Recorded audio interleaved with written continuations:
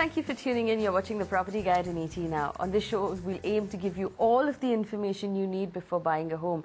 Remember, if you have a question about buying a home, you can write to us. Our email ID is at the bottom of your screen, and you can reach me personally on Twitter as well. On the show this week, happy birthday to the BJP government. It's been a year since this government won its election, and on the 26th of May last year was when they were sworn in. Has the Indian real estate sector improved in any way? Because a lot of hopes were pegged on the 100 smart cities, housing for all, progress, the real estate regulator. Let's take a look at everything that was promised and where all of those plans are right now.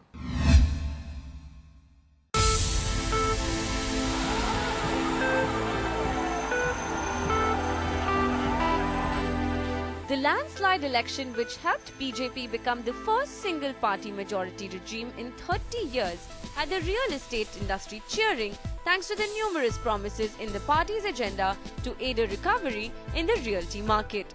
Now, a year later, how much has been achieved? The Modi government promised two major initiatives, the 100 Smart City project and Housing for All by 2022. Even though the plans created initial buzz, both projects are still waiting for clarity. With the Smart City guidelines yet to be finalized and Housing for All by 2022 being completely sidelined in the union budget this year, most analysts have now termed Housing for All unachievable. In Parliament, the Real Estate Regulatory Bill and the Land Acquisition Bill hit multiple roadblocks. The Real Estate Regulatory Bill got the Cabinet nod in April this year and is now on its way to a select committee of the Rajya Sabha. The Land Acquisition Bill, on the other hand, has been a source of controversy. The Union government approved an ordinance to amend it. As the oppositions grew stronger, it has been an uphill task for the government to pass it in Rajya Sabha. While REITs got some clarity on capital gain tax, the Finance Minister also announced a MAT exemption. With the recent ability to access foreign investments, REITs is expected to hit the market soon. With the impact of growing economy giving way to RBI cutting its repo rate by 50 basis points in the first quarter of this year, the realty industry is eagerly waiting for all the policies to play out to get the market back on track.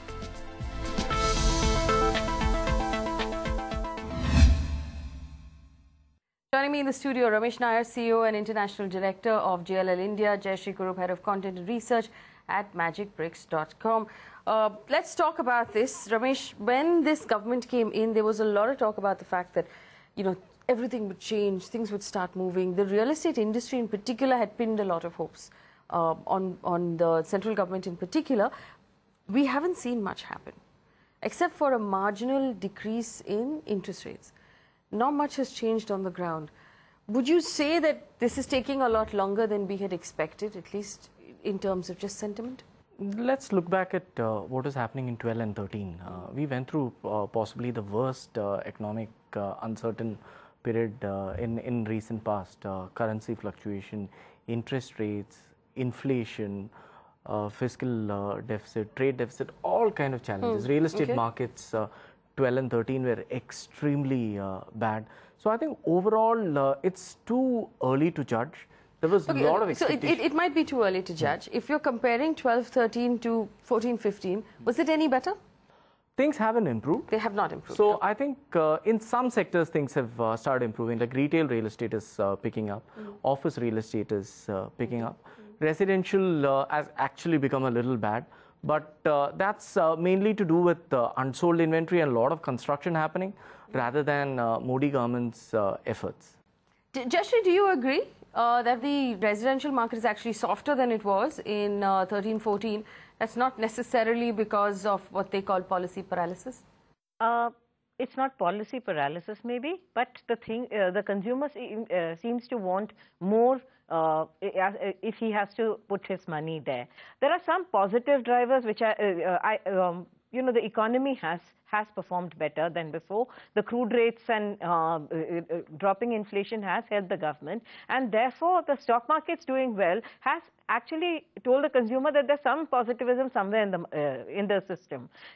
It hasn't translated into anything in real estate, and that has been a area of discontent, which is translated into the dropping housing sentiment. But I think the consumers now willing to start buying. That's the okay. So let's do this. Let's go plan by plan and see where we stand right now.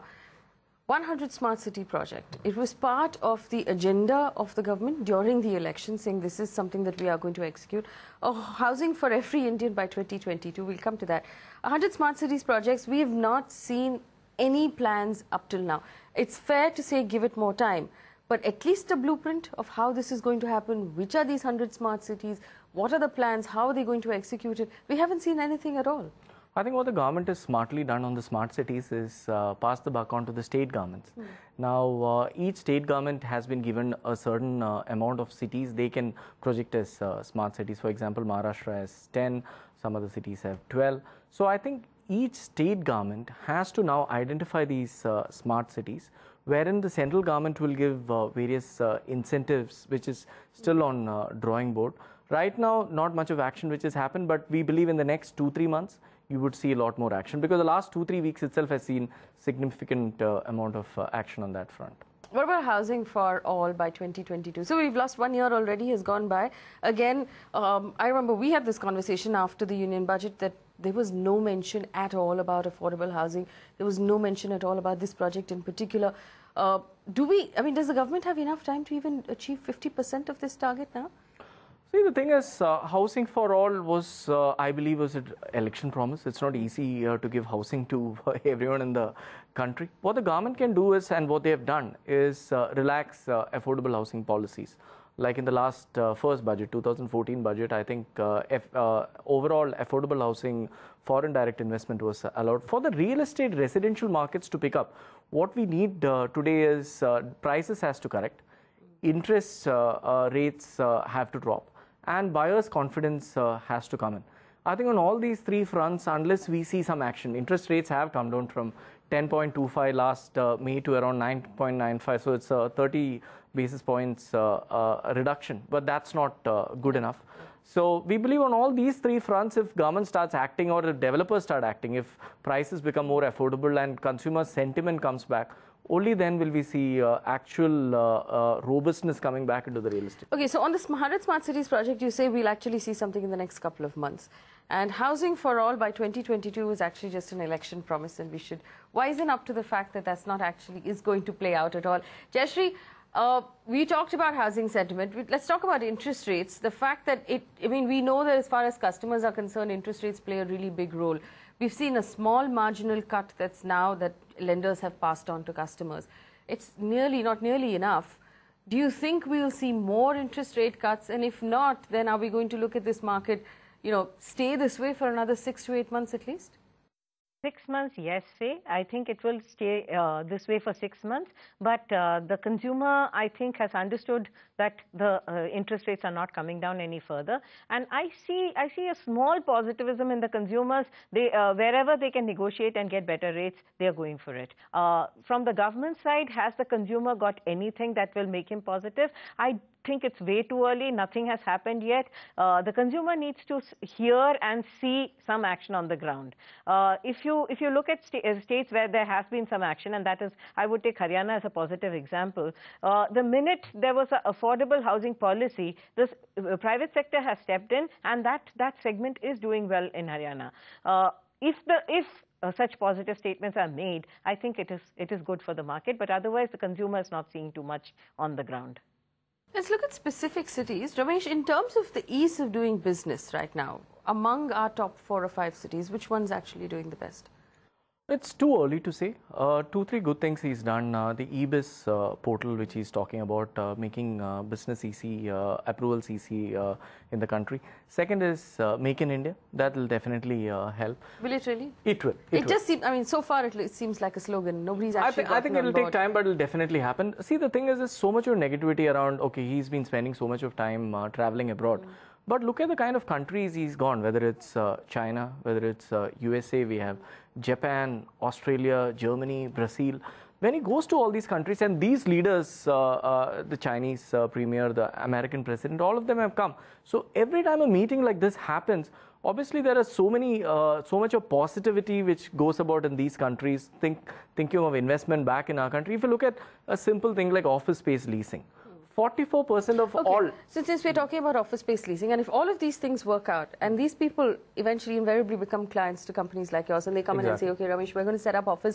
What is the best city right now to set up office in? Which city will let us do it fastest? Where is it, the easiest to actually do business right now? What city would you recommend? I think all three of the biggest cities, whether it's Mumbai, Bangalore, and Delhi. I think has enough office stock. There's stock available at all price ranges. And we have seen a number of companies come back to us and say, we've seen your Prime Minister visit us, and we believe the India growth story is going to last. I think we are being a lot more negative about India than what the outsiders perceive us to be. Okay. Jayashree, what is your response to, to what's going on in Parliament, the fact that we've not seen the real estate bill actually come through? Land acquisition has stalled as well. There are lots of things that we were waiting for that haven't actually happened. Do you think that this is going to take a toll on sentiment both for industry and for customers? Absolutely, Faye. I think this will take a toll on consumer sentiment, definitely, because when the Modi government came with a thumping majority, one of the biggest things that consumers thought was that we won't have the vagaries of coalition politics. Now, while some amount of, Lok Sabha seems to be passing certain bills, but Rajya Sabha is a big problem area. So the consumer doesn't see too much happening on the ground, and there is a significant amount of stalling, and that will definitely hit sentiment. I want you both to give me a review on infrastructure in the last 1 year. Jayashree, you go first. In terms of urban development, whether we're talking about the NCR, whether we're talking about Mumbai, Bangalore, Chennai, have we seen enough happen over the last 1 year? No, Faye, when we talked about roads coming up, there was a 30 kilometers of roads per day, which was a target. We are not even at 7, 8, I think. Somewhere, I wouldn't swear by the numbers, but it's very, very low. While, announcements like the Uttar Pradesh announcement that there will be a Agra to Lucknow corridor, the highways projects that the Prime Minister has announced to the northeast, these are projects, if they get off the ground, they will impact consumer sentiment positively. But right now they've remained as announcements. We haven't seen too much action on the ground. So we haven't seen infrastructure. But there are small things that you should take heed of. The metro projects in various cities are reaching completion at least certain phases. Metro is a big booster in consumer sentiment. Take Jaipur, for instance. The areas around where the metro is, you are seeing some amount of action. Most cities, Bangalore, it has got off the ground. The fact that when the metro pillars come up, there is a lot of positive consumer sentiment, and real estate responds positively there. So to that extent, I think, it's the completion of projects rather than actual fixing of big problems that we're seeing right now. All right, so a ray of hope in a metro pillar is what we have so far. Sure, clearly agree with what Jayashree said. From the infrastructure point of view, look at the two main cities in the country, the Gurgaon and Mumbai. Mumbai, a lot of new projects being announced. He is very focused on the new airport. He's very focused on the 5 growth centers. He's talking of 2 new CBDs in Sivri, Vadala. He's also talking of new CBD in Kanjurmarg. You mean the Chief Minister here? The Chief Minister here, the coastal road coming up. The coastal road has hit a roadblock, apparently, from what we understand. There's some sort of disagreement. There is always going to be disagreement when there are 7 different government bodies who need to give approvals. Okay. But overall, all these schemes, these 7-8 schemes which the government has announced, in Haryana, for example, more connectivity between Gurgaon and Delhi, better power tariffs to attract industries into Haryana. And the best thing, in both these governments are being ruled by BJP, and centre is also BJP. So there has to be a lot more traction happening going forward. Fewer disagreements, perhaps. All right, okay, I'm not going to put you in this spot. You know what I want from both of our guests? If you were to give this government a report card or a review for the last 1 year and the work that's been done in the areas of urban development, infrastructure, basically encouraging housing, On a scale of, 0 to 5, 5 being the highest, Jayashree, where would you place the review for this government for the last 1 year? I would bucket it differently in terms of the kind of schemes that they have talked about and the kind of hopes that they have built. I would say that it has gone up to a scale of even 3.54. But in terms of delivery, it is still somewhere in the middle, 2.5, not even 3 yet. Having said that, it is, like Ramesh says, it's way too early to see a lot of activity on the ground. I would say that the government should really work on, in the next 6 months, what are the 5 things that consumers can see, that the industry can see, that will actually bring back the positive sentiment. Very interesting. One of the things the governments need to keep in mind right now is to bring tangible change that we can actually see happen on our roads and in our cities. Where would you rate this government on a scale of 1 to 5? Conceptualization, 5 out of 5. In terms of implementation and delivery, 1 out of 5. But I hope 1 becomes 2 next year and it becomes 3 and 4 and 5 in the next 5 years. So RERA would have been a fantastic thing to get passed last week, the Regulatory Act.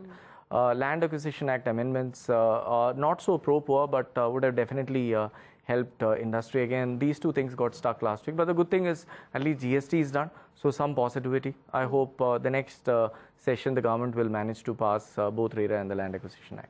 All right, so here's the report card after 1 year, scoring really high on building hopes and planning and making announcements.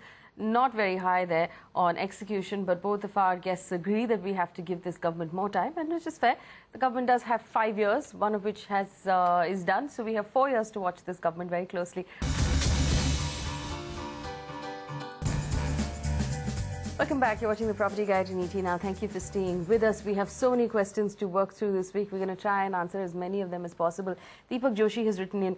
He tells us he's a software professional working in Pune, but his hometown is Nagpur, and he's confused whether or not he wants to buy property in Pune or in Nagpur, and he's considering the returns. He would want to sell this home, he says, in the next 30 years. So he's making a long-term investment. Between Pune and Nagpur, Pune, it's immediately, if you look at it over the next 5 years, it makes more sense. But if I'm looking at the next 30 years? Answer is very simple. It's Pune. 3-4 reasons. One is the Tier 3 city story never took off in India. Back in 2007-8, it was beginning to start. Tier 3 cities, Nagpur, Nasik, Chandigarh, But is it fair Jaipur. to still call Nagpur Tier 3? Yes, we would call it Tier 3. Right. Tier 2 would be cities like Chennai, Hyderabad, Pune. And Bombay, Bangalore, Delhi being the Tier 1 cities. One, it's tough to find senior talent to move to these cities. Second is even entry-level talent want to go work in a bigger city. So people passing out of Nagpur would want to work in a Pune or a Bombay.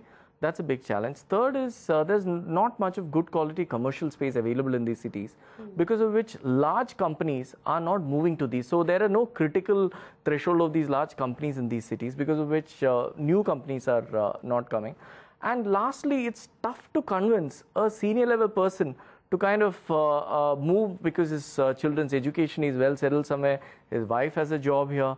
So all those kind of 3-4 reasons is why we haven't seen the Tier 3 city actually pick up. And if you look at overall rentals in these cities, it's more or less similar rentals what you will find in a old Mabalipuram road or a Thane Belapur road or a Hinjawadi. So why should companies go to these cities when good quality space is available in the main Tier 2 and Tier 1 cities? All right, so the clear option here is Pune and not Nagpur, unfortunately. Let's take another question. Karan Singh has written in. He tells us he currently lives in Delhi, but he wants to buy a home in Bangalore for end use with a budget of 2 crore rupees. Now, that's quite a handsome budget for Bangalore. He's looking for possession in August or September this year. He says, please give me 4 ideal locations for 4-bedroom apartments in areas upwards of 3,200 square feet. He also wants to know Old Madras Road. What are the prospects of growth in this area? Jayashree, do you want to take that? I know there are a lot of options in Bangalore, especially with a budget like that one. But what would be the best option if he's looking to live there? He's going to want all of the benefits of school and mall and good infrastructure. Where would he find that in Bangalore? He'll have to decide which part of Bangalore he needs to stay. It's a handsome budget. He can get a lot of options. We picked 3 of the areas where we thought that he would be able to get good options. One was Thane Sandra Road, one was Sarjapur Road, and the Old Madras Road that he had requested for. Now, I would say that he would be able to get roughly about a 3,400 to 3,500 square feet apartment in this budget, which is what he wanted. 3,200 is his minimum requirement. In all these places, he can get these properties. The one thing that he should look at, and he has specifically asked for the Old Madras Road, between the KR-Puram and Budigere Cross, there is a lot of activity happening. Now, this between this and the rest of the Old Madras Road, there is a big difference in the quality and quantity. From Budigere Cross up to maybe even Hoskote, what you're seeing is a lot of smaller units, and you're seeing a lot of oversupply. So you don't see too many prospects of growth there. So you should probably consider the up to Budigere Cross, and you have lots of options there. Good developers, and you should be able to get your project there. Considering he wants to stay there, it's good for him. But even the other areas, we found lots of options for him, and he's got a very good budget. All right, so basically what you need to do here is decide where you're going to be living. Decide, of course, to be as close to your office as possible. We know everybody who moves to Bangalore tends to complain about the traffic, and as close to the schools or the colleges that your family need to travel to. And based on that, of course, if you narrow it down in terms of area, we'll be able to help you out some more. Let's take another question. This one's from Bombay. Prashant has written in. He's looking to buy a home in Mumbai in the Mira Road, Ghodbandar corridor. Now, he tells us his budget is around 50 lakh rupees, and he wants us to give him some recommendations. There are a lot of options there, although 50 lakh might be a slightly tough budget to fit into. Is there anything on the, that you can recommend to him? So, Akriti Uptown is doing a project called Gardenia. You have Man Infra doing a project. Raj Realty is doing a project. We also have Darvesh, leading developer out there, doing a project. But all these projects, prices range between 7,500 to 9,500. So definitely not in the budget of the viewer. All right, let's take another question. Vivek has written in. He's booked a 3-bedroom flat in Noida in Sector 70 at the Pan Oasis project. He says he paid for it in Jan 2010 and he has not received possession of the project. It's been stalled.